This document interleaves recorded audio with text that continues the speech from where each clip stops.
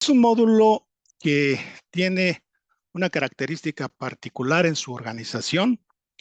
Eh, Esta característica deriva de la complejidad del tema que se ha propuesto en este módulo, eh, de tal modo que nos pareció que lo más adecuado era contar con una serie de especialistas que participaran eh, eh, en las diversas sesiones con la finalidad de profundizar aún más en los temas que vamos a abordar en este seminario. En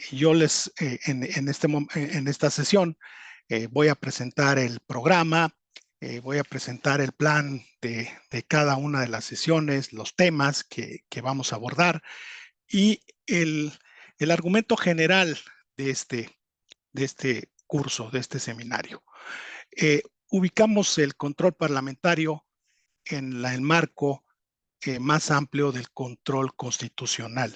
O sea, suponemos en este seminario que el control de la constitucionalidad, la, la digamos, la vigencia de la Constitución y su capacidad para regir el control, la relación interorgánica entre los poderes, es el marco general en el cual se ubica el tema del control parlamentario.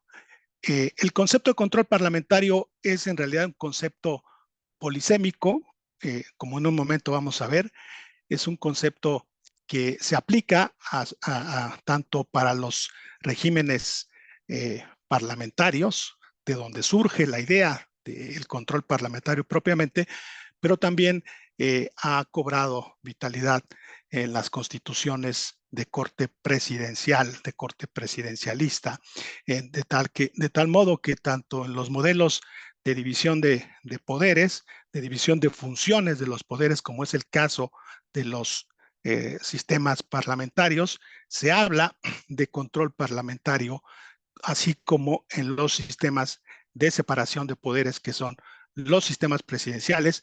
Ahí también se habla de control parlamentario, bajo el supuesto de que la lógica constitucional de ambos diseños es distinta. En un caso se trata de división de funciones dentro de un cuerpo político que a su vez contiene al gobierno.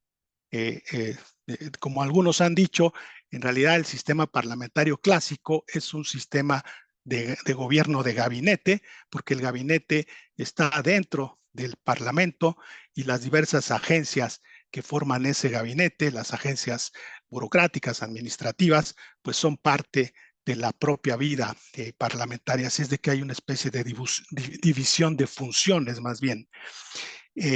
Bajo esa lógica, el control parlamentario se ejerce dentro del mismo eh, cuerpo político, pero hay una división de funciones en la medida en que eh, la función de los parlamentarios es interrogar, cuestionar, vigilar el desempeño de las diversas agencias, de los diversos ministerios, con la particularidad de que los titulares de los ministerios son a su vez miembros del Parlamento, como en el modelo clásico.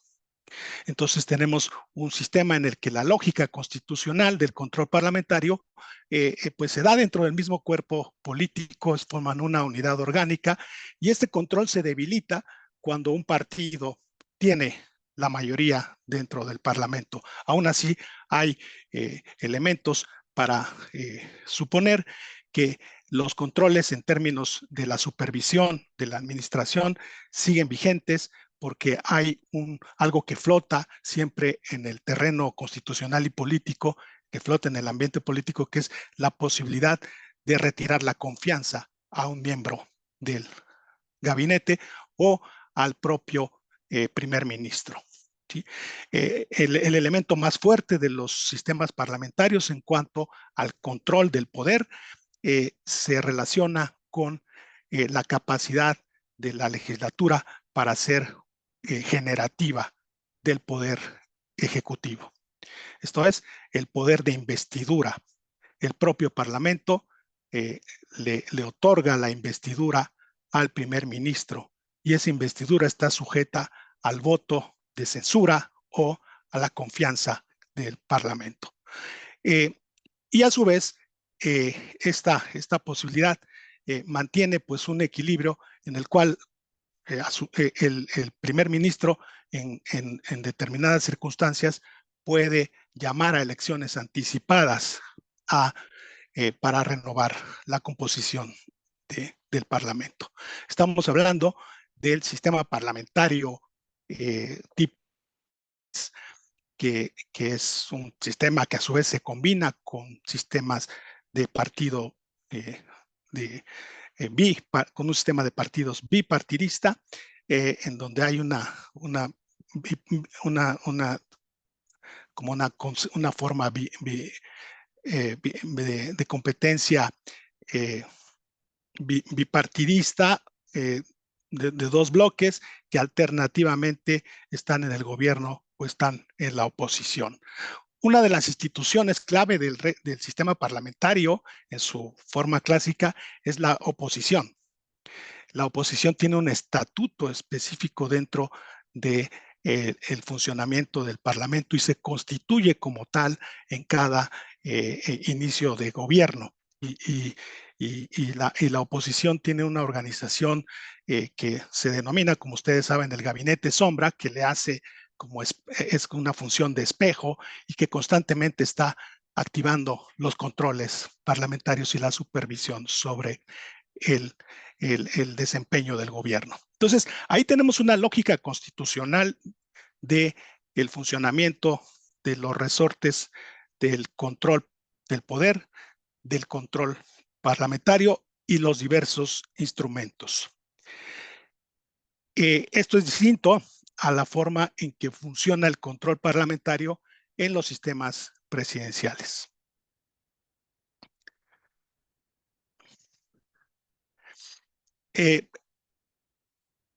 La diferencia fundamental entre un sistema parlamentario y un sistema presidencial, a lo mejor estoy siendo redundante, ¿no? Para los que ya conocen este tema, pero quisiera ponerlo solo como marco para la entrada del curso.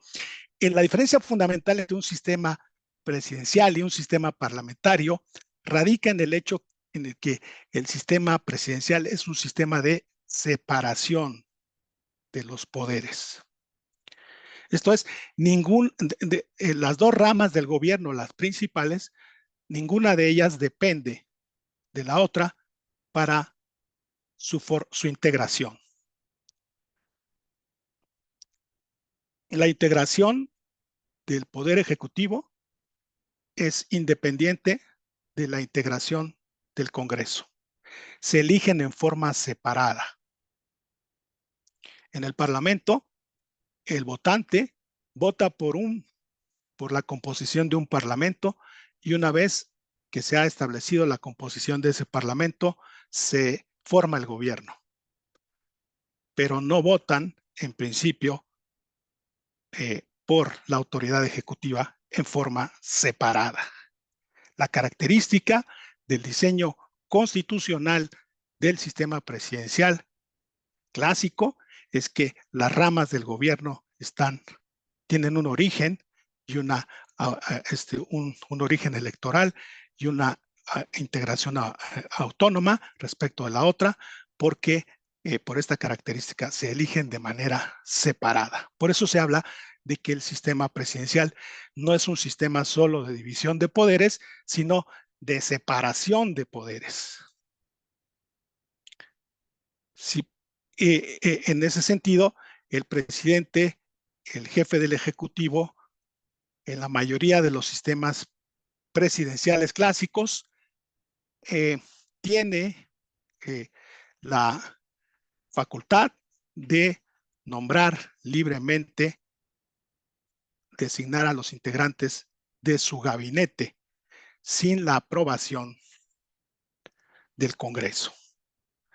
Es una facultad que está dentro de su ámbito de autoridad porque goza de una legitimidad electoral propia e independiente de la legitimidad electoral del Congreso. Por su parte, el Congreso es una rama autónoma del gobierno eh, puesto que ha sido electo, tiene su propia base electoral, su propia forma de composición, su propio sistema electoral, y cuanto más contrastante son los sistemas electorales de ambas ramas, la posibilidad de que surjan mayorías de distinto color político es más alta. Así que cuando tenemos separación de poderes, es decir, dos ramas electas de manera separada, con autoridad constitucional también en principio separada, estamos hablando del sistema presidencial clásico de separación de poderes, de frenos y contrapesos, de mutuos equilibrios entre las dos ramas del gobierno, pero también cuando se da el fenómeno de una distinta composición política del Congreso que no corresponde a, a la tendencia política o al partido del presidente o de la presidenta, tenemos lo que en la literatura se llama como la separación de propósitos. Ya no solamente es la separación de poderes, sino la separación de propósitos en la medida en que se entiende que cuando un partido distinto o una composición de partidos distintos está en el Congreso, tiene propósitos que contrastan con la función directiva del Ejecutivo. Y se da este fenómeno que se conoce como los gobiernos divididos, en el caso estadounidense, o como los gobiernos sin mayoría en la situación de algunos países latinoamericanos como México, que vivió esta etapa entre 1997 y el año 2018, ¿no? Entonces, el sistema presidencial potencialmente contiene tanto la separación de poderes como la separación de propósitos en el sentido de que hay diferencias puede haber diferencias en la composición partidista. Y por eso un especialista de la ciencia política, como Lins, ha señalado que el presidencialismo tiene algunos riesgos en su diseño clásico porque incentiva la dualidad, la doble legitimidad y el potencial choque entre los poderes o el bloqueo mutuo, cuando tienen diferentes propósitos y distinta composición política. El riesgo del presidencialismo es de la legitimidad dual, ¿no? Otra característica que menciono sobre el sistema presidencial y que quizá ustedes ya habrán advertido es la siguiente. Mientras en el sistema parlamentario las ramas del, del gobierno están integradas dentro de un mismo cuerpo político que es el Parlamento, y el Parlamento puede retirar la confianza al primer ministro y disolver un gabinete cuando considere que la situación es inmanejable o cuando el gabinete es incapaz de dar respuesta a las situaciones políticas extremas como una crisis económica, como una crisis de algún escándalo de corrupción, etcétera, etcétera. El Parlamento tiene la autoridad, la legitimidad para disolver y pedir la renuncia anticipada del primer ministro y su gabinete. Entonces puede caer un gabinete y formarse otro, pero a su vez el primer ministro tiene el arma política de convocar a elecciones anticipadas cuando el Parlamento se convierte en una legislatura intransigente o que bloquea sistemáticamente sus proyectos. Entonces tiene esta capacidad de convocar a nuevas elecciones en forma anticipada. Esto se llama flexibilidad en la duración de los mandatos.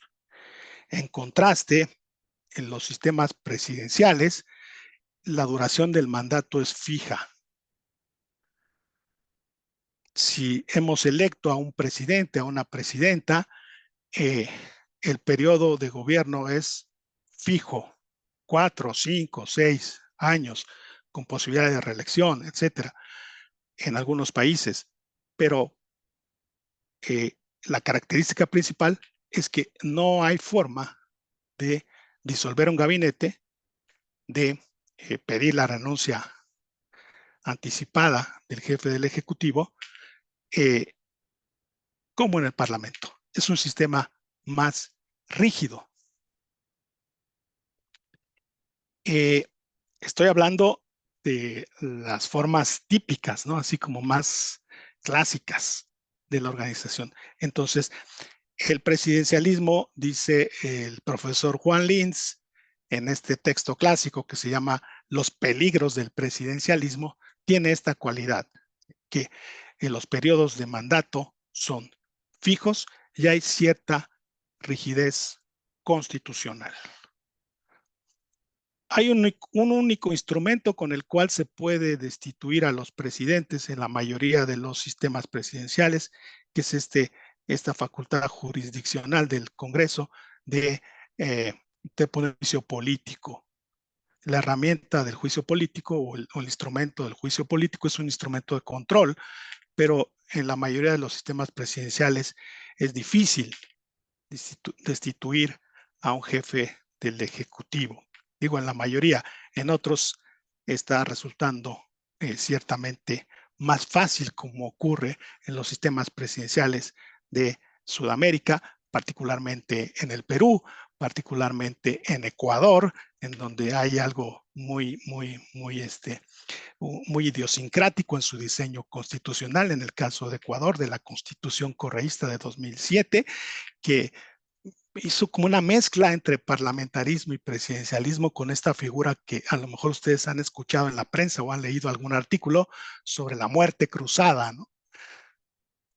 No sé si alguien habrá escuchado de esto, de este diseño de la muerte cruzada en el Ecuador.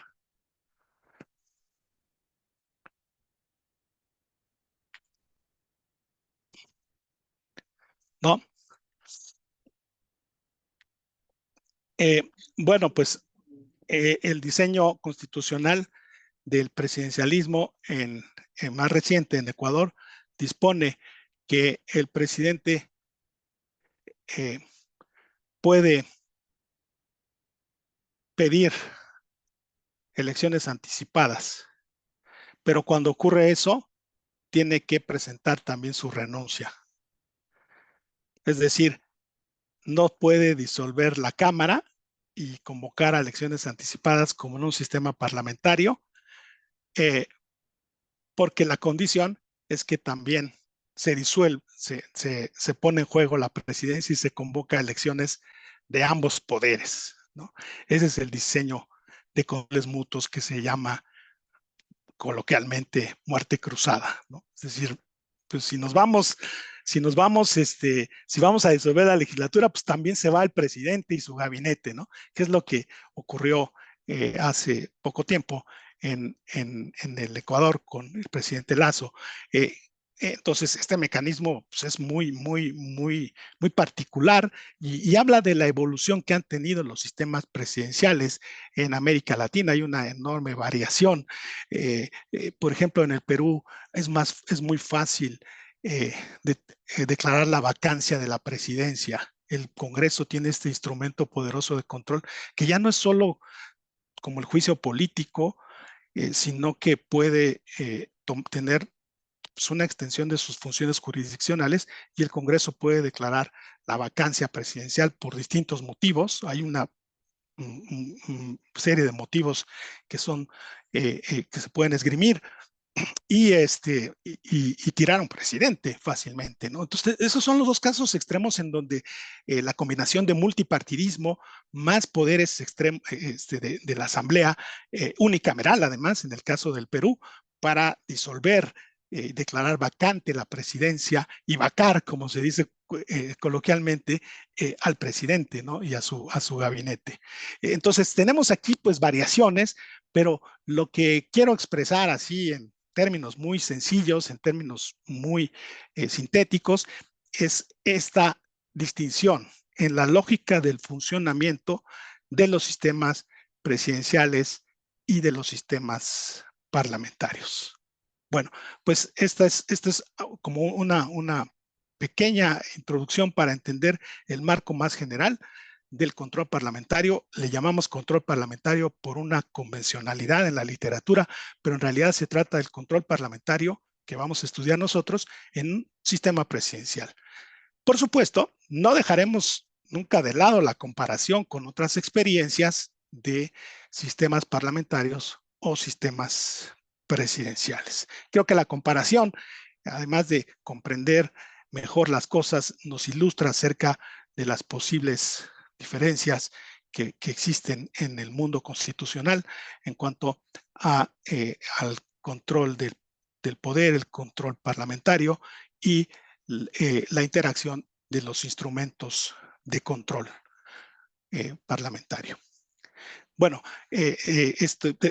dejo hasta aquí esta primera intervención, que es así como una presentación marco general. Ahora voy a presentar algo más específico, pero antes ya los conozco, ¿no? Ya nos conocemos, estoy viendo caras conocidas por aquí, lo cual a mí me da muchísimo gusto porque tengo muy buen concepto de cada una de ustedes y de cada uno de ustedes.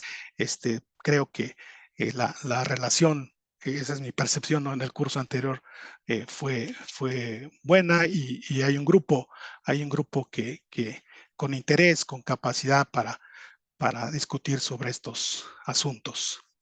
No sé, si cedo la palabra para preguntar si tienen algún comentario, alguna duda, alguna acotación a lo que hemos expuesto hasta este momento. O si hay alguna persona que no ha formado parte del grupo anterior, si quiere presentarse. Yo creo que en general conozco a cada uno de ustedes y ustedes se conocen muy bien, ¿no? De tal manera que a lo mejor una presentación sería redundante, pero no sé si alguna persona que está como que no estuvo en el curso anterior de argumentación, quizá Alfonso Ruelas, ¿verdad? Sí, Sí, yo es la primera vez que participo sí, en este grupo, en este sí, equipo del Cuerpo Técnico Parlamentario, profesor. sí. No, nos podría dar, pues presentarse al grupo, Sí, bueno, platicarnos un poco de su experiencia, de su formación. sí, algunos de mis compañeros ya me conocen. Yo soy director de protocolo de aquí de Cámara, Sí, profesor. Pues conozco a la mayoría de mis compañeras y compañeros del servicio de carrera. Algunos me cuesta un poquito identificarlos, pero la mayoría de los que están aquí presentes sí. Y somos nada más dos casos, el del compañero Gilberto Becerril y el mío, que tenemos la posibilidad de escoger, digamos, los temas, ¿no?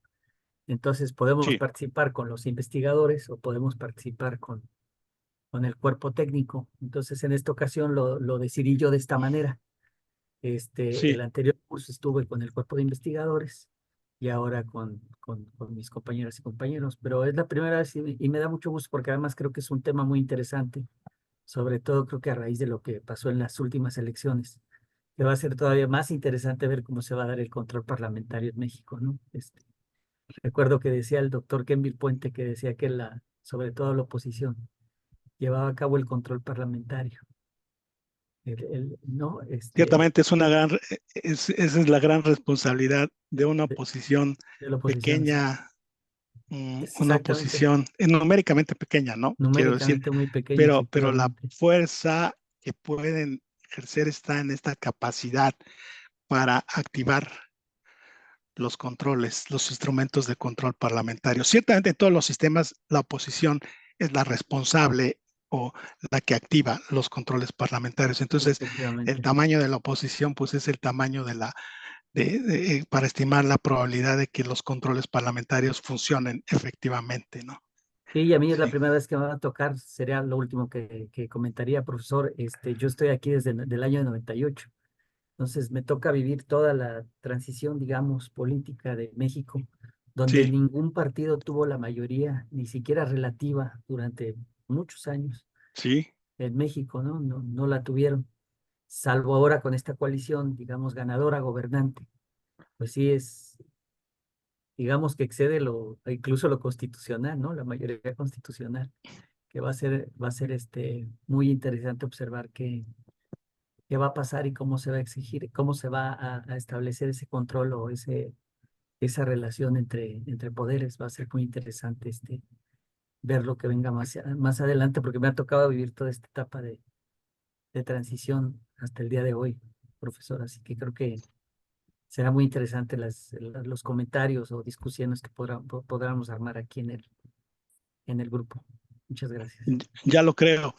Esa historia del periodo de gobierno sin mayoría nos va a ser muy útil para encontrar evidencia de cómo se ejercieron o no los controles parlamentarios en la etapa de gobierno sin mayoría, ¿no? Que justamente como usted menciona, 98 pues era el año, 97 es el año en que el Partido Revolucionario Institucional perdió por primera vez en la Cámara de Diputados la mayoría absoluta y empezó una etapa de, de, pues de mayor equilibrio entre las dos ramas del gobierno en un sistema presidencial, pero esa etapa es muy interesante como objeto de estudio para entender eh, qué controles parlamentarios funcionaron más, qué controles parlamentarios se activaron, qué instrumentos se usaron y nos sirve para comprender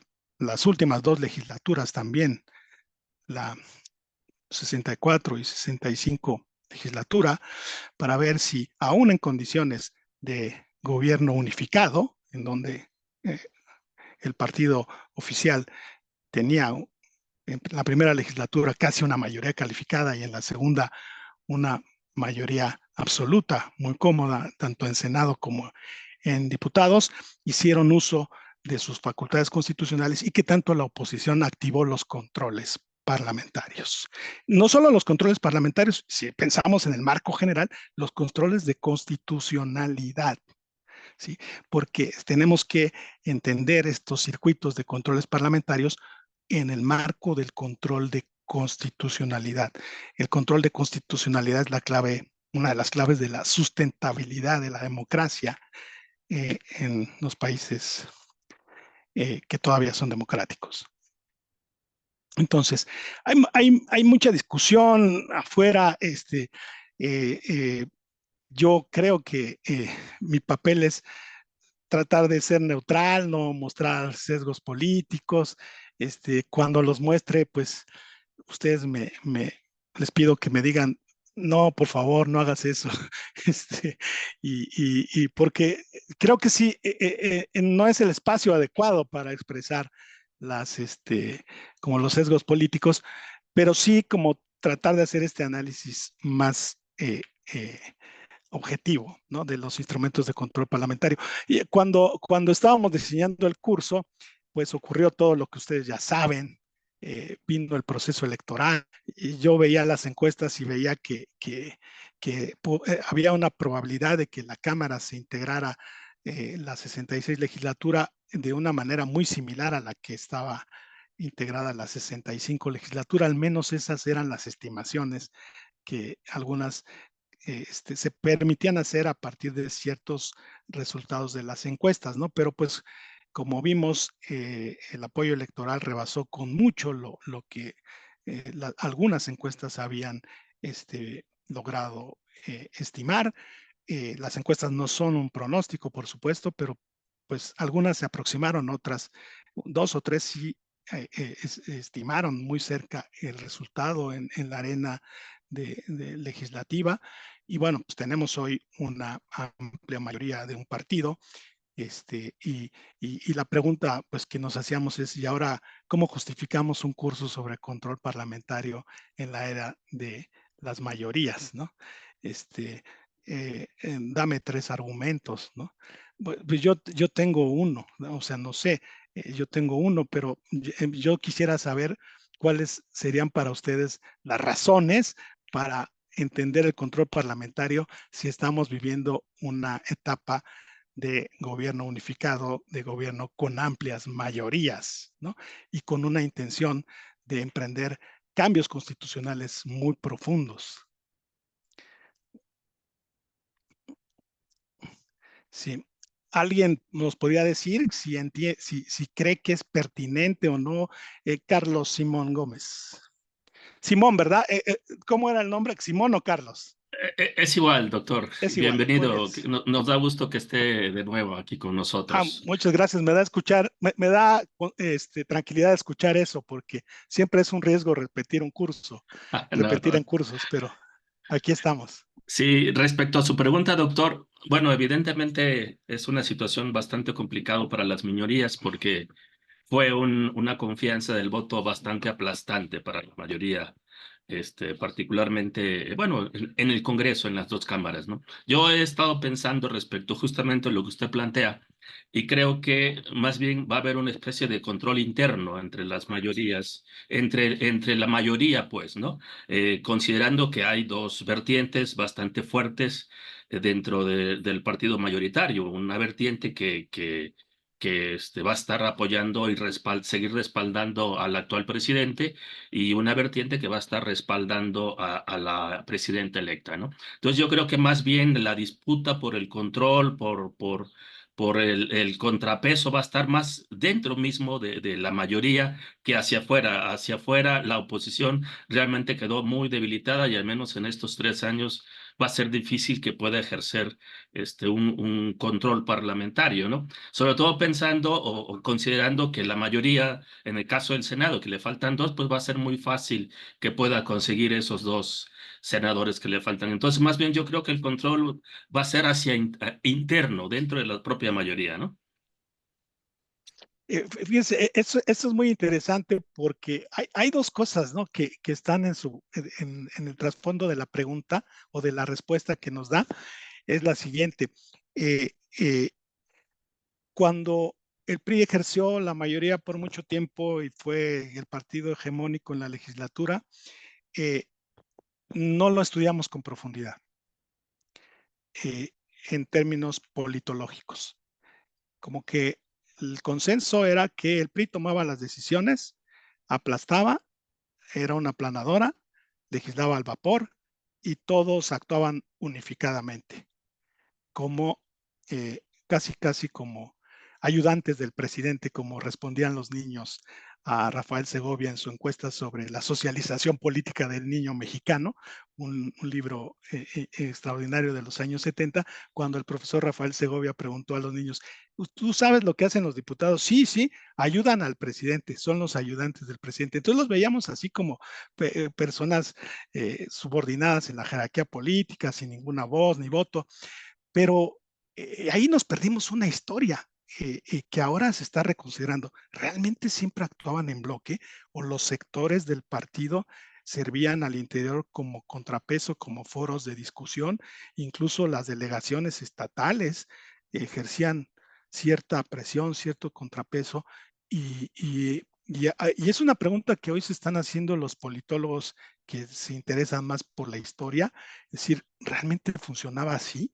Y esta respuesta de nuestro compañero Carlos Simón, pues abre esta posibilidad de entender cómo funcionan las mayorías, si realmente son tan disciplinadas y tan cohesivas como se supone, o hay al interior ciertas, bueno, hay facciones, hay tendencias, hay diversidad de propósitos también al interior de la mayoría que puedan en algún momento activar estos controles o instrumentos de contrapeso en el proceso legislativo. Sí, creo que esa es una cuestión. Bueno, ahí hay un argumento para justificar un curso sobre los instrumentos de control parlamentario, ¿no? Y que además van a estar ahí, yo espero que se conserven, si no hay cambios constitucionales que los barran, y que estén ahí en la Constitución, pues nos da un elemento para entender eh, realmente cómo funciona bueno, cómo idealmente puede funcionar el Congreso, más allá de las mareas políticas y de las oleadas de partidistas que pueden cambiar mucho la lógica del funcionamiento de los instrumentos de control. ¿Sí? Sergio Rueda. Muchas gracias, doctor.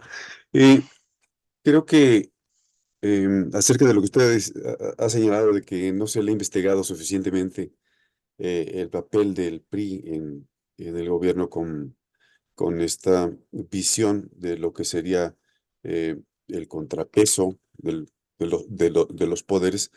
Y me parece muy interesante porque resulta que una de las primeras grandes rupturas que se suceden con la reforma electoral y política de los finales de los 90 es que se rompe con la figura presidencial, ¿sí? Se acaba la, la tradicional reunión que se tenía cada año con el presidente, que se le llamaba el Día del Presidente. Ujú. Y creo que se rompe el presidencialismo en sus formas tradicionales y además de que se configura una nueva forma de participación.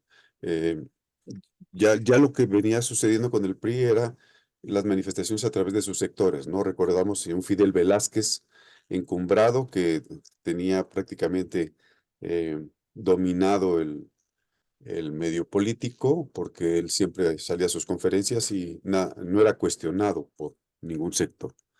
Y había pues otras figuras locales o regionales, eh, pero no habría pues una especie de equilibrio entre los poderes, ¿no? Siempre había una predominancia del Ejecutivo sobre el Legislativo e inclusive sobre el Judicial. Después de la ruptura esta de la que estoy señalando, de que se acaba el Día del Presidente, pues vienen una serie de situaciones que ahora quizás no podríamos ver porque la nueva configuración del Ejecutivo el nuevo poder y el mandato electoral que se está percibiendo, así como los antecedentes de, del- de la conducta del gobierno actual, no prefiguran algo similar a lo que habría sucedido anteriormente, ¿no?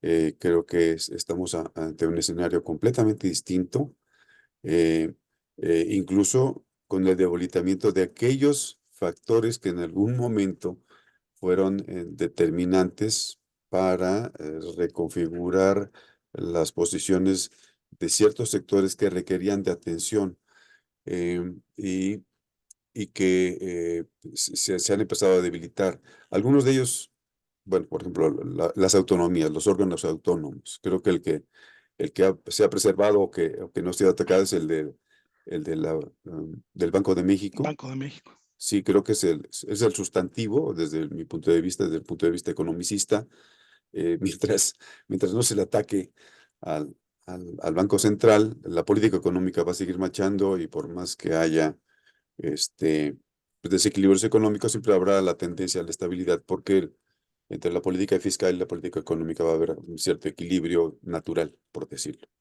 Pero los demás factores, los demás sectores, los políticos me parece que se han reconfigurado.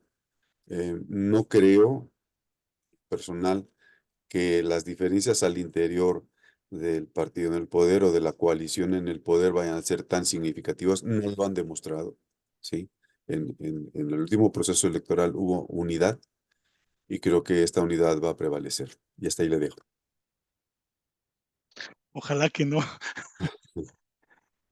pero sí, sí es, no hubo rupturas en el proceso electoral, los competidores están en las cámaras, digamos, los rivales en la contienda interna están eh, perfilándose para coordinar las bancadas, el partido, entonces va a ser algo interesante. Este, hay algo que sí marca una diferencia más allá de las preferencias o no, y que se mencionó en la última intervención, es que el partido hegemónico PRI era un partido de sectores, y esos sectores, mal que bien, tenían una cierta influencia. En el Congreso, algún colega se ha preguntado, ¿por qué no en los años que el PRI tenía la hegemonía, Echeverría no logró pasar su reforma fiscal, ¿no? Eh, o reformas laborales eran siempre bloqueadas también por dentro del partido. O sea, si el partido sí tenía un cierto eh, eh, contrapeso, no sé, por eso digo, no logramos entender qué pasó ahí, especialmente cuando se rompe el liderazgo del presidente sobre el partido. ¿sí? Una de las características del sistema presidencial mexicano en la época del PRI, de la hegemonía del PRI, es que funcionó como un hiperpresidencialismo, más allá de la Constitución.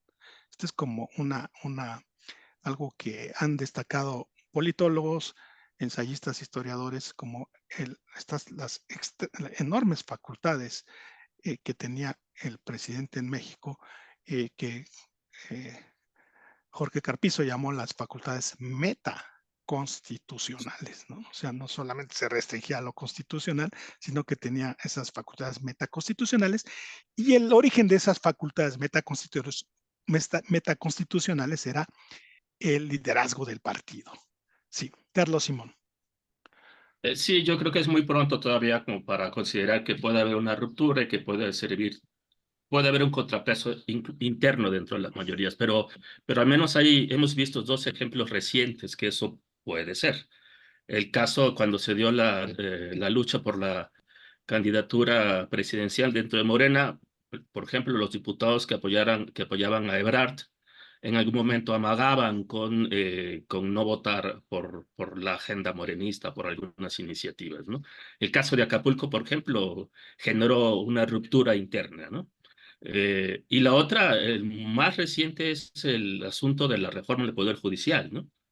Porque mientras el coordinador Miera anunciaba que se iba a votar de inmediato, le enmendaron la plana el presunto próximo coordinador y le dijo que no, que iba a haber una parlamento abierto. Entonces, es un escenario posible, ¿no? Sí, sí, sí. O sea, no hay un consenso por fortuna, total sobre el tema del momento, que es la reforma del Poder Judicial. Ya hablaremos sobre los riesgos que tiene esa reforma y las características en la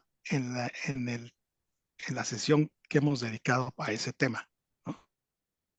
Una intervención más y ahora sí paso a la presentación del programa. Sí, porque hice esta introducción para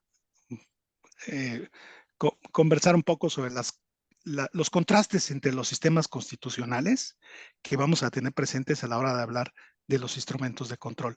Alfonso Ruelas. Sí, profesor, nada más para comentar que sí, hablando sobre la reforma al Poder Judicial, sí va a ser muy interesante porque pues sería una nueva conformación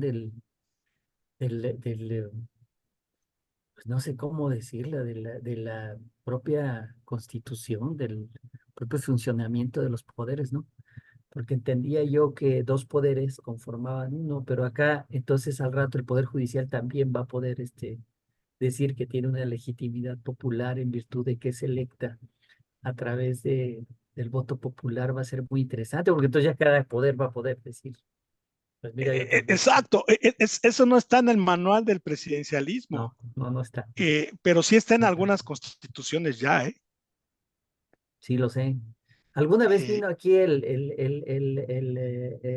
embajador de Estados Unidos, pero decía que solamente en Estados Unidos solamente algunos jueces locales, como dentro de ciertas jurisdicciones, son electos efectivamente popularmente. No explico sí, bien el mecanismo, pero dice que permitía que casi no hubiera corrupción, o dice que él metía la mano al fuego de que no había corrupción por la forma en que estaba diseñado el sistema. Y los jueces no eran corruptos. Bueno, eso señalaba, no sé si es cierto, ¿verdad? sí, pero es una Por eso tradición que se dice desarrolló localmente en las entidades, en algunas entidades, sí, de la Unión en Americana. algunos estados de la Unión, y está ligado y paradójicamente a una forma de propiciar la independencia judicial, pero se parece más a los experimentos como de Bolivia, Ujú. esta Sí, propuesta, efectivamente. ¿no?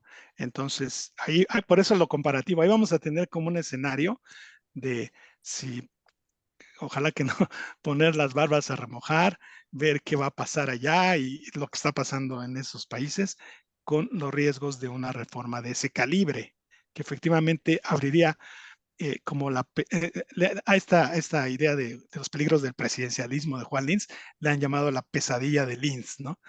De que los poderes chocan porque las ramas se eligen de manera separada, el presidente tiene incentivos para decir que él es superior a la legislatura, y hemos visto episodios de choques en América Latina sobre todo, pero ahora si tenemos una rama electa, pues también tiene su propia legitimidad, no solo su facultad constitucional, sino puede reclamar la legitimidad del electorado, la diversidad regional del electorado, y no solamente son los ministros de la Corte, ¿no? Sino son los tribunales administrativos de circuito, o sea, un montón de autoridades electas. Ya veremos ese tema de la reforma judicial. Bueno, permítanme poner una presentación para eh, compartirles el contenido del curso. Ahí se logra ver.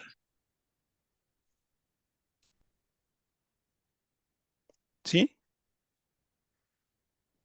Sí, sí se ve bien. Perfecto. Bueno, este es el tema de nuestro módulo. Solo falta maximizar la autocreación. Perdón.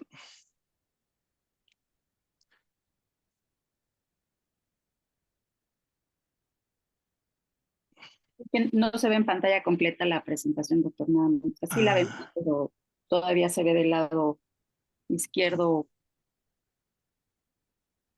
cada una de las diapositivas. Ya.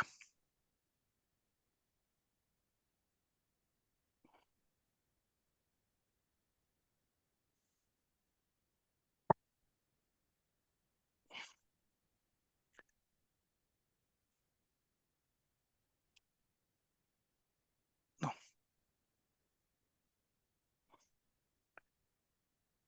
Voy a regresar para compartirla de nuevo.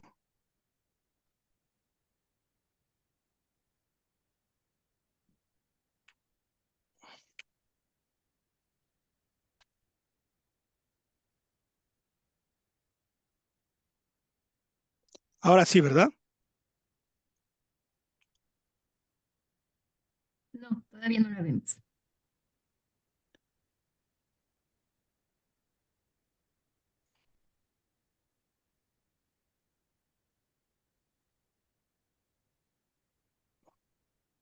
Ya está.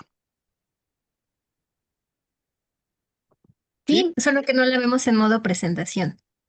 Vaya. Yo la veo aquí en modo presentación.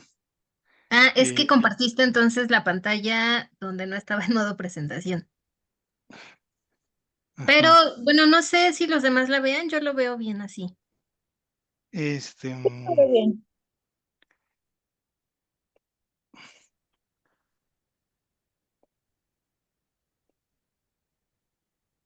Si no, Álvaro, en la parte inferior derecha, Sí, donde está esa barra que tiene como un zoom, justo al lado hay un icono de presentación.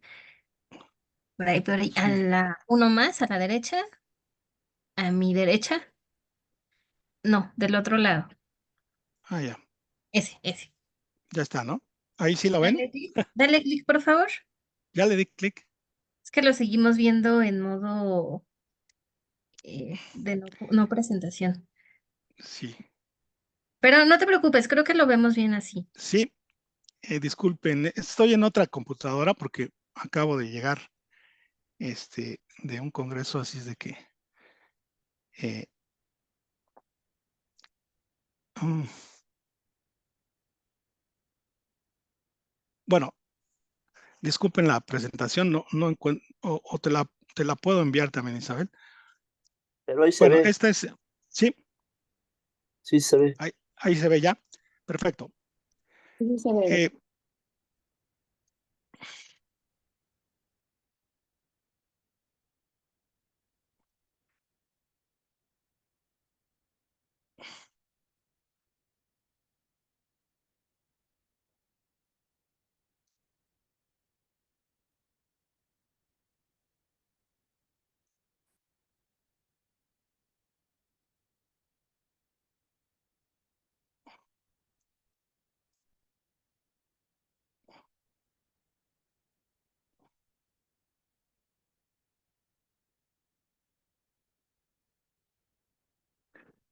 Mm.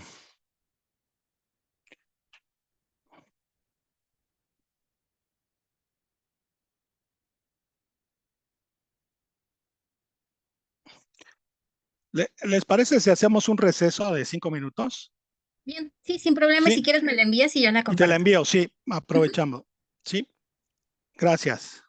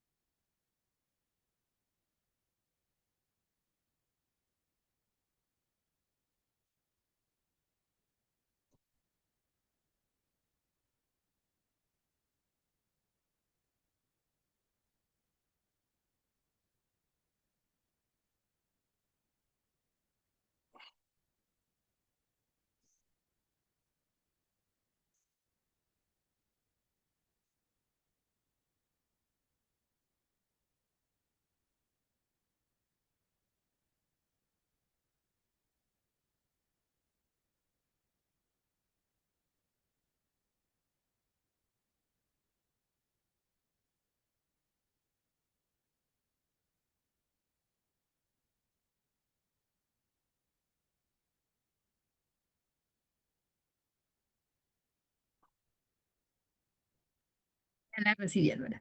Déjame la Listo. descargo. Sí.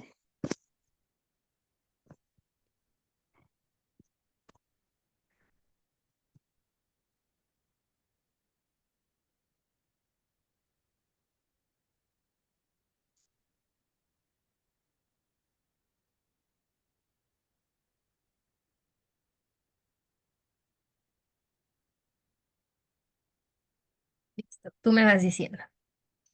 Listo. ¿Ya estamos? Bueno, si ya están listos, podemos continuar. Si no están muy cansados. ¿No? ¿Continuamos? Listo. La siguiente, por favor.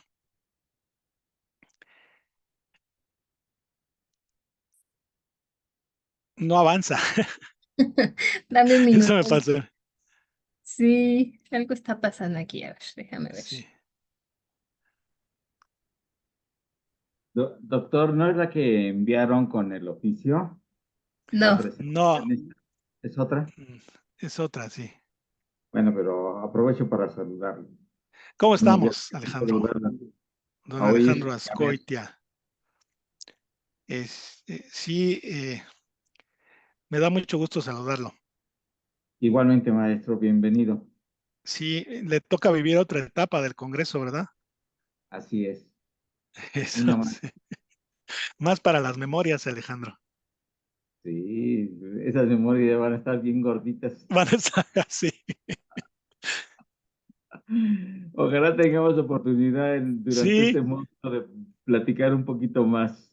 estaría buenísimo, pero ya cuando empiece ya la introducción, dicen que en un manual que encontré de escritura para documentos, historia, ciencia, que lo primero que hay que escribir es la introducción, aunque no sea la versión definitiva, pero es lo primero que se escribe y lo último, ¿no? Porque Sí, tenemos la costumbre de escribir primero el trabajo y luego ya hacer una introducción.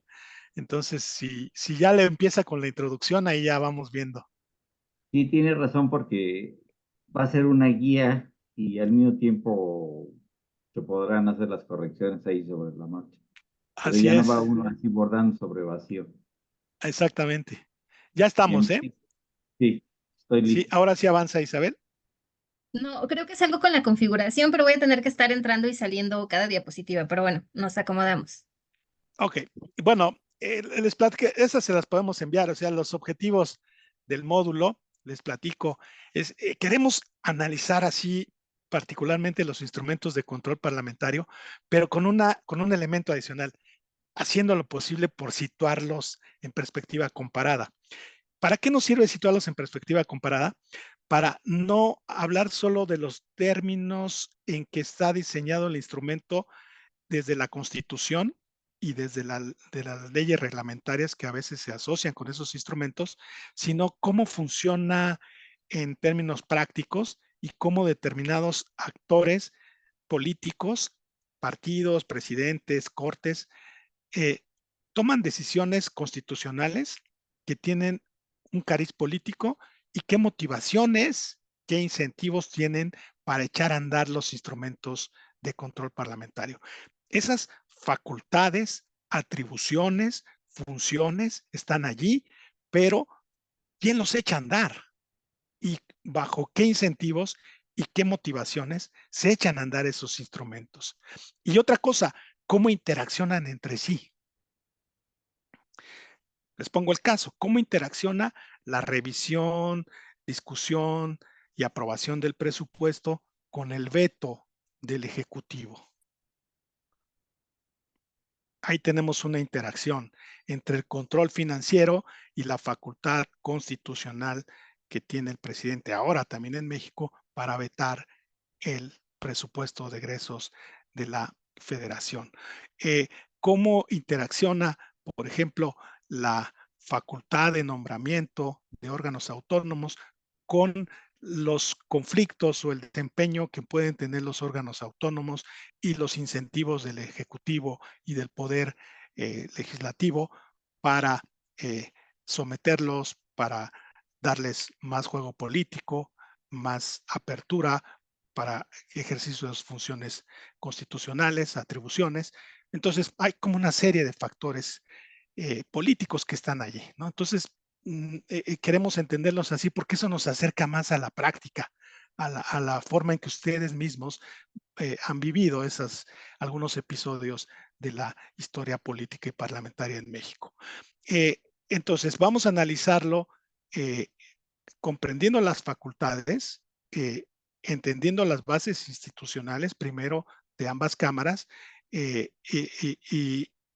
entendiendo que cada cámara, aunque realizan como una función conjunta, como Congreso General, tienen, como ustedes saben, pues facultades exclusivas que están establecidas en la Constitución y algunas tocan el control parlamentario, como el tema de la designación de los ministros de la Suprema Corte por parte del Senado de la República, o la designación de los comisionados del Instituto Nacional de Transparencia y Acceso a la Información Pública, por decir algo, ¿sí?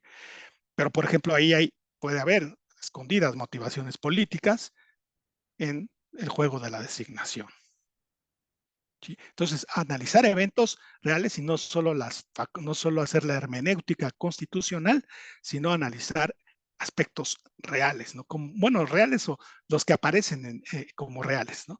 El siguiente, por favor, Isabel.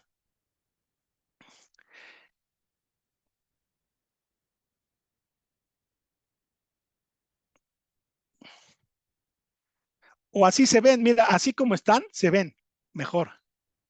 Y las podemos pasar. Así.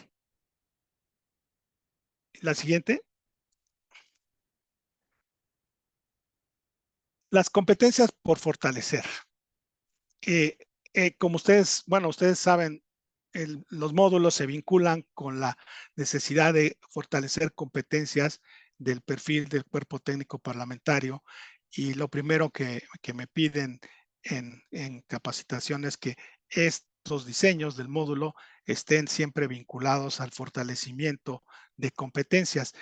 Subrayo que esto es interesante en estos cursos porque pues es fortalecer competencias, no es transmitir conocimientos, no es enseñarles el ABC de la Constitución, no es decirles cómo tienen que hacer sus funciones, su trabajo. O sea, realmente el cuerpo técnico parlamentario, pues es un cuerpo profesional que sabe cómo está desempeñando las funciones, tiene ciertas competencias, tiene un sentido de la ética del servicio, todo lo que esto implica, pero de lo que se trata en estos cursos es de fortalecer esas competencias y compartir experiencias, básicamente. Entonces, es la competencia 1 relacionada con asuntos del proceso legislativo, atribuciones en materia de comisiones y pleno, con control parlamentario.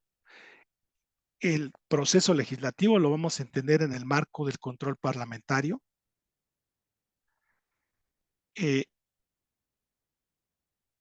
Y la competencia 4 toca directamente este asunto. ¿Cómo se instrumentan los mecanismos de control parlamentario en el área en la que yo ejerzo mis funciones? ¿Qué conocimientos, qué competencias estoy en posibilidades de desarrollar para comprender mejor las facultades, atribuciones y funciones de los agentes cuando se ejercen los instrumentos de control parlamentario? Subrayo, es fortalecer competencias. El siguiente, por favor, Isabel.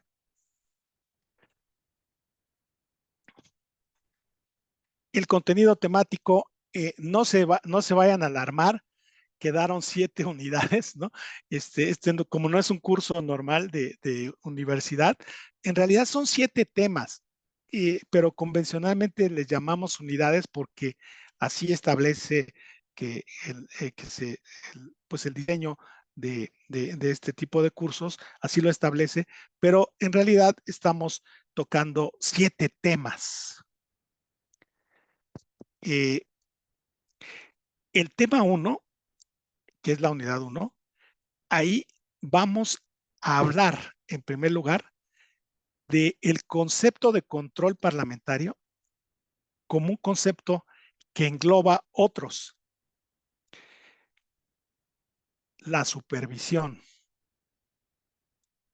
legislativa, lo que en inglés se llama oversight, y que es algo que tiene una especialidad, que tiene su propia área de investigación y que trata de la supervisión de las agencias burocráticas, la supervisión administrativa, comparecencias,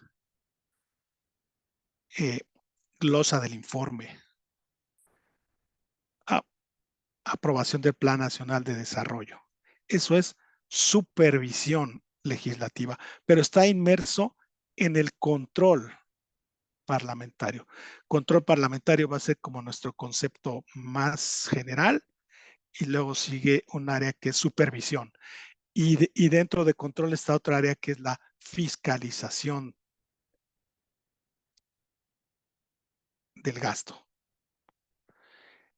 Ese es control como fiscalización, que tiene que ver más con el ciclo presupuestal, aprobación, discusión y aprobación de la ley de ingresos, que es una competencia bicameral, aprobación y discusión del presupuesto, luego montos de endeudamiento, cuenta pública. Eso tiene que ver con fiscalización.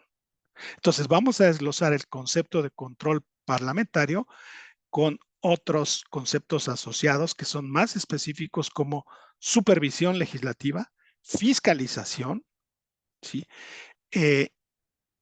Para entender cómo funcionan los sistemas presidenciales comparado con el caso mexicano, ¿sí?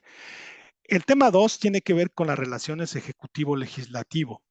Estas dos ramas de la separación de poderes que hemos delineado en esta presentación, y vamos a centrarnos especialmente en las facultades del Ejecutivo frente a la legislatura, las facultades de la legislatura ante el Ejecutivo, los poderes legislativos del Ejecutivo. Es que aquí esto es el control interorgánico, porque en el sistema mexicano están separados, pero tienen a su vez atribuciones y facultades que los interrelacionan, como la facultad del presidente para presentar iniciativas de ley y para presentar el presupuesto de egresos de la Federación, la facultad del Congreso para aprobar determinados nombramientos del Ejecutivo. Esto es, hay separación de poderes, pero también controles interorgánicos. Entonces queremos comprender en el tema 2 esas relaciones ejecutivo-legislativo y para estos dos temas, en primer lugar tendríamos la participación, que es la siguiente sesión magistral, por cierto, de la doctora Cecilia Mora Donato.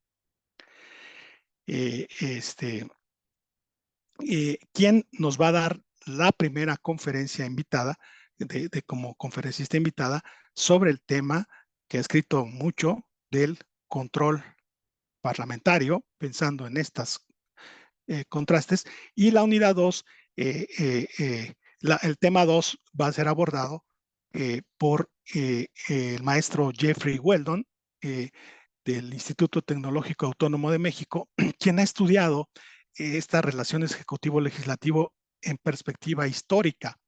Entonces podemos así tener como una panorámica de cómo han funcionado estas relaciones en la posrevolución, en la era de la hegemonía del PRI y cómo están funcionando ahora, ¿no?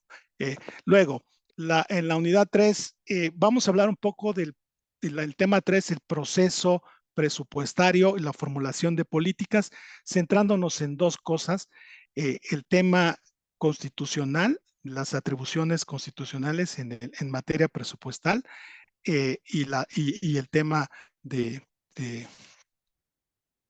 las leyes reglamentarias relacionadas con el presupuesto, y para vincularlo al siguiente tema, en donde tenemos otra participación de una destacada conferencista invitada, que es la doctora Aimee Figueroa de la Universidad de Guadalajara, quien nos va a hablar sobre el papel de la Auditoría Superior de la Federación en la fiscalización del gasto público. Incluso al hablar con la doctora Aimee Figueroa, pues le platiqué sobre el curso, le planteé el tema y pues convenimos en que un enfoque práctico sobre casos sería lo más adecuado para entender estos circuitos de la fiscalización y el papel de la Auditoría Superior de la Federación y el Sistema Nacional Anticorrupción, que por si ustedes no lo saben, todavía existe en la Constitución, ¿no? Pero queremos ver ese vínculo. Luego, el tema 5, la unidad 5, vamos a hablar del Poder Judicial y el control constitucional de los actos legislativos a partir de dos cosas, dos elementos. El primero es cómo ha sido esta interacción entre la Corte y el Congreso, que no data de este periodo, de las dos legislaturas, 64 y 65, sino que hay ya antecedentes de cómo la Corte había declarado o había emitido sentencias sobre la inconstitucionalidad de determinados actos legislativos.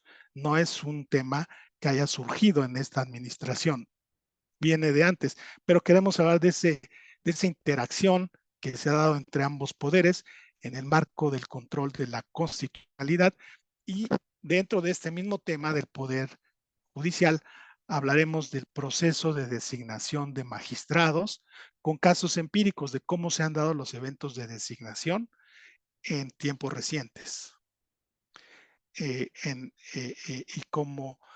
qué perfiles han concursado, qué perfiles han resultado designados en las ternas que envía el presidente, ¿no? Y las reglas que determinan esta designación, los incentivos políticos.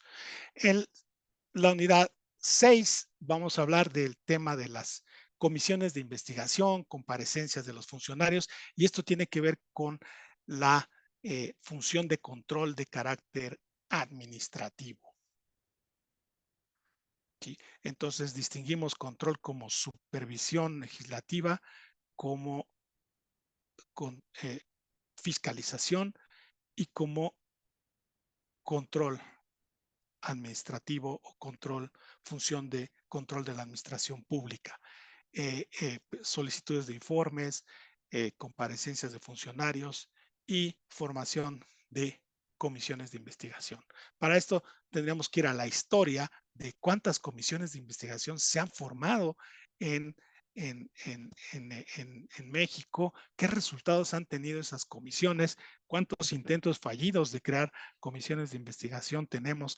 Eso implica pues una cierta labor de investigación y recurrir un poco a su experiencia y a su pues información sobre este tema. El tema 7 es la relación entre el Congreso y los órganos constitucionales autónomos. ¿Cómo se designan? ¿Cuáles son las facultades del Senado, de diputados en la designación de los órganos autónomos? ¿Cómo se organiza esta constelación de autonomías? Y conocer un poquito de sus funciones. Sí, aunque sea así de refilón, porque pues, es poco tiempo, tenemos 12 semanas, ¿no? Para este curso tan ambicioso, 12 semanas que van a ser intensivas. Espero que no terminen alucinando la presencia en las redes, que digan, no, ya no lo quiero volver a ver más después de 12 semanas, 2 horas y media cada sesión. Bueno, vamos a Solo ver. una corrección, Álvaro, son sesiones, no se espanten, no son semanas. 12 sesiones, perdón. Sí, Sí, son 12 sesiones, sí. exacto. ¿En cuántas semanas? En 4. 4 semanas, pues todavía. Sí, perdón, 12 sesiones en 4 semanas. Sigamos, por favor. Bueno, la fundamentación creo que ya lo he dicho. Es interesante relacionarlo con los controles constitucionales, con este tema del control interorgánico entre los poderes del Estado y el control intraorgánico en los poderes del Estado. Y entenderlo en el marco de la teoría de la separación de poderes, porque estamos inmersos en el universo constitucional de los sistemas presidenciales. Tenemos que entender los frenos y contrapesos distinto a los sistemas parlamentarios o semipresidenciales y entender que aquí la independencia judicial, este órgano contramayoritario que ha sido tradicionalmente el Poder Judicial, tiene un peso en este funcionamiento de frenos y contrapesos. Siguiente, por favor. Desglosando el control parlamentario, podríamos definirlo, y voy a dar una definición arriesgada, porque luego viene la doctora Cecilia Mora y seguro nos va a dar una definición más completa y sofisticada, pero como definición de trabajo proponemos que el control parlamentario es aquella conjunto de facultades y actos ejercidos por el Poder Legislativo que tienen como finalidad supervisar, fiscalizar, evaluar el desempeño de los órganos de gobierno y a sus titulares,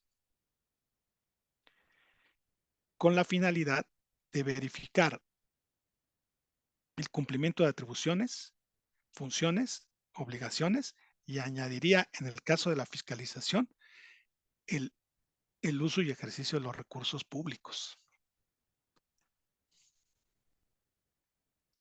Entonces, es este conjunto de facultades y actos. Separo facultades y actos porque puede estar la facultad, pero no estar en acción. entre facultad y acto está el proceso político, que ejerce el poder legislativo para supervisar, fiscalizar, evaluar este desempeño de los órganos de gobierno y verificar el cumplimiento de sus funciones, atribuciones y obligaciones. Siguiente, por favor.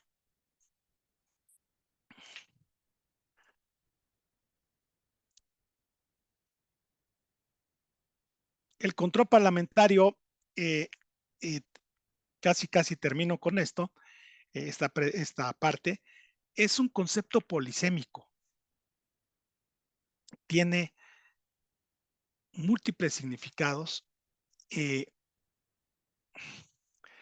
y algunas de sus significados se resumen aquí. El control como responsabilidad es el más extendido en los sistemas parlamentarios. El tema tiene que ver con el tema de la confianza del Parlamento hacia el gabinete. Es la figura más densa en términos de diseño constitucional. O sea, ¿cómo pedir cuentas al gobierno? Pues retirándole la confianza o otorgándole el voto de confianza a lo largo de la gestión. Entonces es un fuerte vehículo de rendición de cuentas. Esa es la forma más dura, digamos, de control parlamentario como control responsabilidad. Hay otra forma de control que es la control fiscalización, que es de lo que hemos hablado. O sea, los instrumentos con el cual se fiscaliza, supervisa, se fiscaliza el gasto y se supervisa las agencias burocráticas, y el control como información. Esto es decir, los diversos instrumentos con que cuentan los parlamentos y los congresos para pedir informes a las agencias del Ejecutivo. En los sistemas parlamentarios funcionan como preguntas parlamentarias, acá son pedidos de informes. Por ejemplo, en el Congreso de Uruguay es muy común el pedido de informe como una forma de funcionamiento regular entre los órganos de gobierno. Entonces, este concepto polisémico, sí. La siguiente, por favor.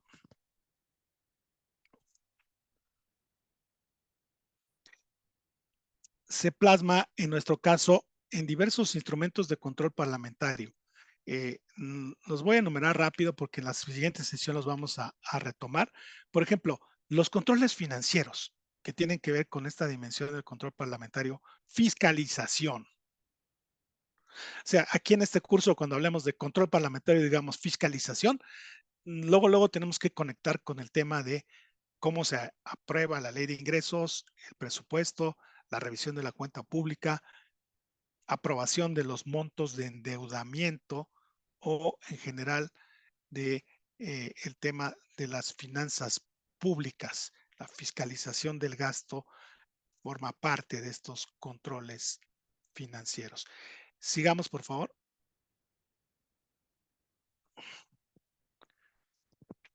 Como he dicho, pues una de las facultades es centrales, la que está en el artículo 74, fracción cuarta, sobre la facultad de la Cámara para aprobar anualmente el presupuesto de egresos de la Federación. Dice la Constitución, previo examen, discusión y en su caso modificación del proyecto enviado por el Ejecutivo. La particularidad del proceso presupuestal en México, a diferencia de los sistemas presidenciales de Estados Unidos y de América Latina, es que aquí es unicameral la discusión. En la mayoría de los congresos es bicameral. Y acá no, o sea, acá la ley de ingresos sí juegan las dos cámaras y en el caso presupuestal juega solo una cámara. Sigamos, por favor. Los otros instrumentos ligados con estos controles financieros o la fiscalización tiene que ver con el tema de la aprobación de empréstitos. El Congreso tiene la facultad de establecer las bases sobre las cuales el Ejecutivo podrá celebrar empréstitos y aprueba los empréstitos que celebre el Ejecutivo con diversos organismos. Y el tema de la ley de ingresos, el artículo 73, aprobar anualmente los montos del endeudamiento, como uno de los rubros que figuran en cada ley de ingresos de la Federación. Sigamos, por favor. Y más controles financieros, revisión de la cuenta pública, como un mecanismo de control del gasto, pero también de la gestión administrativa y la verificación de los programas del gobierno federal. Estos son, pues, esta es la descripción de los diversos instrumentos. En la próxima sesión hablaremos puntualmente de estos instrumentos en un diálogo que yo creo que va a ser muy, muy, muy interesante, muy, muy, muy rico. Y quiero pasar ahora a nada más a dos cosas ya prácticas. Pues podemos avanzar a Isabel hacia más abajo hasta ahí en esta diapositiva de las sesiones. Ahí está la programación del módulo, ustedes ya la tienen en el documento. Están las sesiones con los conferencistas invitados, están descritos ahí en esa tabla. Ya he hablado de algunos de ellos. A uno de ellos ya lo conocen, que es el doctor Javier Martín Reyes, quien nos acompañó en el curso anterior en una conferencia. Lo invitamos nuevamente porque hay temas que están ahí en el radar público y sobre los cuales ha estado muy activo. Entonces, ¿cómo vamos a funcionar con esto? Para cada tema habrá una lectura básica y algunas complementarias que les iré proporcionando previo a cada sesión con la actividad a desarrollar asociada a esa lectura, que es una actividad más de generar una opinión, buscar un caso que se relacione con un conflicto ejecutivo legislativo, hablar de un veto, por ejemplo, hablar de una iniciativa rechazada, cosas así, ¿sí? Pero cada sesión iremos proporcionando, de hecho voy a enviarles cuál es la lectura básica de la sesión de la doctora Cecilia Mora, y con esa lectura entramos a la conferencia, se da una exposición y luego se abre la posibilidad del diálogo. Esto sí lo he mencionado a los invitados para que no sea así como hoy, ¿no? Nada más un monólogo, sino que haya esta posibilidad de diálogo. Sigamos, la última, ya la metodología la he detallado, vamos a hacer un módulo basado en el aprendizaje por casos, proyectos, para fortalecer competencias. Sigamos, por favor. Y el momento de la verdad, la evaluación, evidencia y ponderación. Es un solo documento el que deben elaborar a lo largo de todo el curso, de las 12 sesiones. El documento tendrá la forma de un ensayo que les voy a detallar en la rúbrica de evaluación, y los posibles temas del ensayo están en esta tabla, que también están en su documento. Esos temas del ensayo tienen que ver con los temas del curso. Es recomendable que desde ahora se formen equipos. Tenemos, según el tamaño del grupo, la posibilidad de formar 5 equipos de 3 personas y uno de 4. Sí. Entonces, si ustedes eligen uno de estos temas, por ejemplo, el primero es la formación de comisiones de investigación y su desempeño. Y ahí hay una guía para plantear el ensayo. Seleccionar un caso de estudio sobre una comisión de investigación que haya sido relevante, argumentar por qué fue relevante o no, y evaluar el desempeño como instrumento de control parlamentario. Es decir, se formó así, o sea, como la historia de la comisión, cómo se formó, qué hizo, qué resultados se obtuvieron, tuvo consecuencias o no esa investigación, etcétera. Luego, otros temas son las relaciones ejecutivo-legislativo y el control del poder. Aquí nos centramos en dos figuras: el veto, los vetos recientes que ha habido desde Fox para acá, digamos, porque antes no había nunca hubo veto, y el tema de las iniciativas rechazadas del Ejecutivo o desechadas. Seleccionar ahí es para ver este interjuego. Luego, el papel de la Auditoría Superior de la Federación. El ensayo tendría que partir, por ejemplo, decir, bueno, estas son las facultades de la auditoría y así se han ejercido. Voy a estudiar un caso de revisión de cuenta pública, voy a reunir evidencia sobre el dictamen que elaboró la auditoría y luego cómo se discutió en el pleno de diputados. Y así, proceso presupuestario, un caso de un presupuesto para identificar los resortes de la discusión presupuestal y, si es posible, identificar episodios de negociación. Por ahí tenemos un texto de la negociación del presupuesto que nos va a ser muy útil, y el tema de la Suprema Corte es otro tema del ensayo. Ahí, pues, elegir casos sobre donde se haya declarado invalidez del proceso por vicios en el procedimiento parlamentario o por la sustancia del asunto.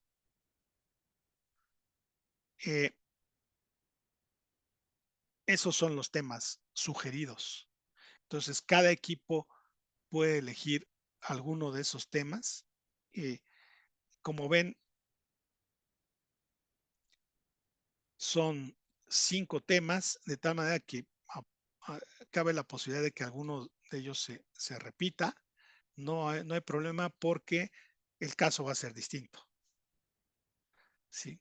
Cada tema tiene un caso en el que ustedes aterrizan, uno o dos casos en los que aterrizan para hacer esta discusión. Pues ese es el criterio de evaluación. A mí me gustaría como que se fueran presentando así algunos avances, algunos semblanzas de lo que van haciendo, para que no se acumule el trabajo al final, ¿no? Y luego, en la sesión final, tendríamos la presentación de sus ensayos, la presentación pública de sus ensayos como como al final de los resultados que obtuvieron en este trabajo, ¿sí? Bueno, esto es el curso. Ya les presenté los elementos básicos. Esta presentación la pueden tener para mejorar su comprensión de, la secuencia del curso. Y pues, por mi parte, es todo lo que quería comentarles en la sesión de hoy. No sé si todavía tengamos tiempo de un par de preguntas, comentarios, dudas sobre el trabajo, Sí, Maribel Hernández. Gracias, doctor. Buen ¿Cómo día está? a todos y todas. Bien, gracias. Sí, con respecto al trabajo final que nos acaba de mencionar, mis dudas serían si tenemos algún tiempo para anunciar el equipo, que en mi caso ya tengo ahí con algunos compañeros la propuesta, y también del tema, qué tiempo tendríamos, si es que debemos anunciar previamente qué tema elegimos, o no importa y nosotros empezamos a trabajar. Esa sería la duda, doctor. Gracias. Yo les propongo que esto lo hagamos el viernes de esta semana. Este miércoles tenemos la conferencia de la doctora Mora. Entonces, ella nos va a dar un panorama del control parlamentario, y ya una vez que sepamos de qué trata el asunto del control parlamentario, ustedes ya el viernes ya tendrían que proponer, y podríamos hacer como una presentación de 5 minutos cada equipo, diciendo qué quieren hacer y por qué lo quieren hacer y cómo lo van a hacer. Muy bien, doctor. Y entiendo que ¿Qué? hay, perdón, un ejercicio de retroalimentación, digamos, con los compañeros. Exacto, para que, o sea, que nos digan qué voy a hacer, por qué, justificación de su relevancia, cómo lo voy a hacer.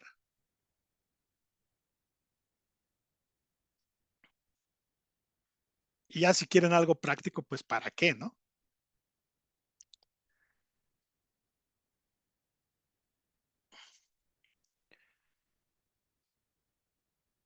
Entonces, podemos hacer eso el viernes. Ya así en la mañana, todos bien fresquecitos, con un café en la mano, un expreso cortado y empezamos a compartir las En ideas. Sí, Maribel. particular me quedó claro, doctor, gracias. Sí, a los demás les quedó claro, está suficientemente discutido el asunto. La conformación de los equipos, no sé cómo se llevaría a cabo ahí, sería más bien para Isabel la Sí, pregunta. justo eso íbamos a comentarle. En el caso de Alejandro, ya me mandó sus integrantes. Los demás no sé si ya lo comentaron y si es así, me lo pueden poner solamente un representante en el chat, aquí si quieren. O esa sería una opción. La otra, si quieren, ahorita les mando un drive y ustedes se anotan ahí en el equipo que mejor les guste. Pero yo creo que tomamos esa opción del drive. Denme un par de minutos, ahorita se los mando y se anotan allí para que ya queden registrados, ¿vale? ¿El drive lo enviarías al correo? No, lo mando de una vez aquí para que lo conformemos hoy en esta Ah, sesión. parece bien.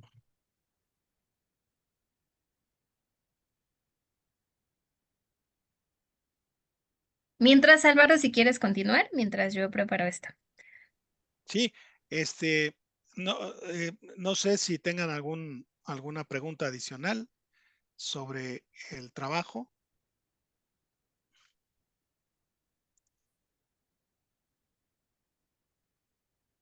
¿No? Es muy importante seleccionar el caso. O sea, en el marco de todo esto, a ver, yo tengo aquí un tema de cuenta pública y creo que este caso es muy relevante. O, o ya si se ven como más ambiciosos, es como tengo dos casos, ¿no? Que quiero comparar. Pero esto es, o sea, hay que primero identificar cuál es el instrumento de control que aplica, cómo se define, etcétera, ¿no?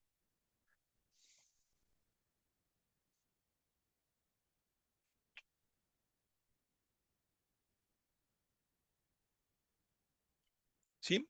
¿Queda clarísimo? ¿Hay algún comentario, pregunta?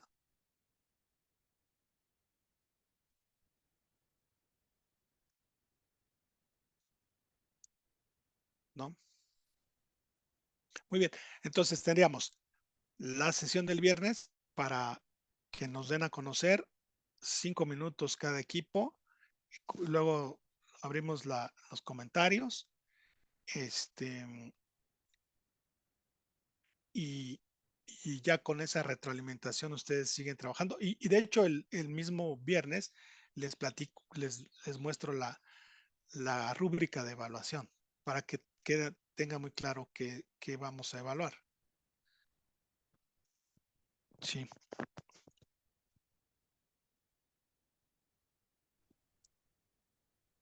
Doctor, una consulta y la entrega del trabajo sería en torno a la fecha de la última clase o qué se está estimando por usted. Gracias, doctor.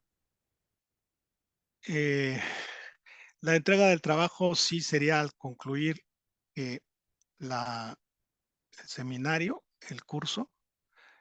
No sé, Isabel, tenemos una semana después para entregar la evaluación. Exacto, sí, tendremos hasta una semana después. O sea, una semana después pueden entregar el trabajo. Así es. Ujú. Ok, ahí está. Entonces, la última sesión del curso, presentamos los resultados y entregan después ya la versión final. Así es. O Ya sea, les habría puse como aquí el enlace. Por favor, prueben si pueden ingresar y cada uno anote su número en el equipo que prefiera. Están enumerados del 1 al 5. Perdóname, Álvaro, te interrumpí. no te preocupes, habría como una réplica en la sesión final. ¿Sí? Que eso es parte del sistema modular, además, ¿no? Que Exacto. ustedes dicen, así llegamos a tales conclusiones, reciben retroalimentación y van hacia la versión final del documento. Por supuesto, ese día de la réplica, ustedes ya me debieron haber enviado el manuscrito, el texto del trabajo en su versión previa y ya después de la réplica, la versión final. Sí, como haciéndole los ajustes a partir de la reflexión que se haya tenido con usted y el resto de los compañeros en esa interacción que hablaba hace rato, ¿no? Exactamente. Perdón, profesor, gusto saludarlo nuevamente. ¿Cómo está, Francisco? Muy bien. ¿El documento que ahorita nos expuso nos lo van a hacer llegar? Sí, Para sí, ver si hay un nosotros- documento del módulo que Ajá, ya eso es deben todo. ustedes tener, el Pero no, documento y pero esta no viene de la presentación. evaluación. Y esta. Sí, esta presentación con mucho gusto se las compartimos porque no se pudo apreciar bien. Entonces, sí, está para que Gracias. tengan también las fechas de las presentaciones de las conferencias invitadas. Gracias. Sí, ahora, algo importante mencionar es, hay conferencistas invitadas, pero voy a estar en todas las sesiones, coordinando para que, con la finalidad de que haya secuencia en el curso y que no sea solamente una serie de conferencias, sino que las dirijamos un poco a los objetivos del curso y le saquemos el mayor provecho al conocimiento de las expertas y expertos invitados. Sí, además por selección natural apareció paridad de género también en la selección de los conferencistas. ¿No? ¿Qué crees, Isabel? Que no puedo escribir sobre las... Sí veo las líneas, los equipos que formaste, pero no sé otros compañeros, pero yo no puedo escribir sobre ello. Déjame cambiar la configuración. Gracias por decirme. No, Denme no un puedo. minuto, por favor. Bien, hay una literatura básica en el curso, está al final y ahí está la lista, pero como ahí aparecen los temas por un lado y el listado de bibliografía, tal vez no sirva mucho de guía. En el guión instruccional sí va a estar cada tema que se va a subir a la plataforma con las páginas, pero de cualquier modo les enviaré previo a cada sesión los documentos que hay que leer con las páginas específicas y como las preguntas que guíen la lectura. ¿Sí? Sí. Perfecto. Bueno, pues si todo ha quedado aclarado, pues no me queda más que la bienvenida al curso, decirles que estoy muy motivado de participar, muy honrado también de poder participar nuevamente en esta serie de cursos de formación del cuerpo técnico parlamentario y que pues vamos a hacer todo el esfuerzo para que este curso sea pues bastante útil para ustedes y que sirva realmente a su práctica profesional. Nos veríamos entonces la próxima sesión el día miércoles en el horario establecido y les enviaremos la lectura correspondiente. Muchas gracias, profesor.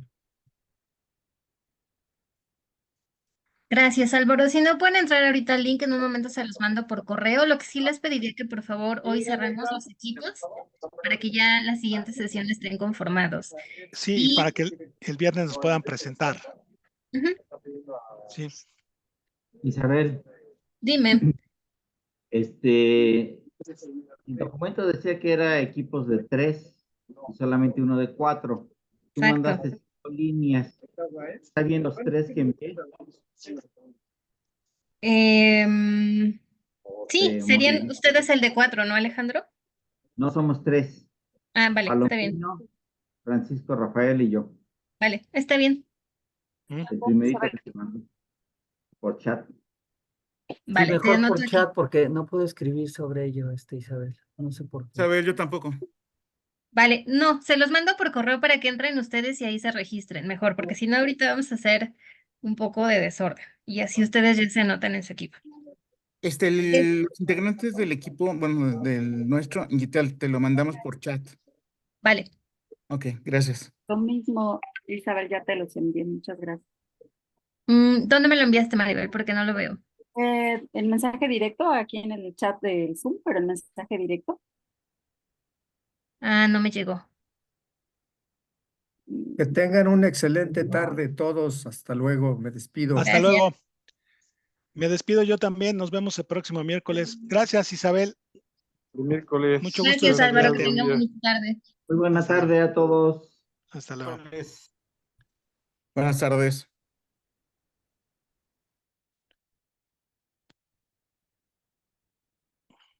Si quieres, me espero, Maribel, a ver si me llega. ¿El Yo quedo nuestro sí te pendiente llegó? perdón, yo quedo pendiente para el correo para anotar ahí mi equipo. Muchas gracias. Vale. Si no, aquí se los acabo de volver a enviar, por favor. Listo, yo te lo acabo de reenviar a ver si Ahora ya te sí, llegó. ya me llegó. Sí. Muchas gracias. Isabel, ¿el nuestro sí te llegó? Sí, está Francisco, Patricio y tú. Sí, Así es, gracias. gracias a ti, Sergio.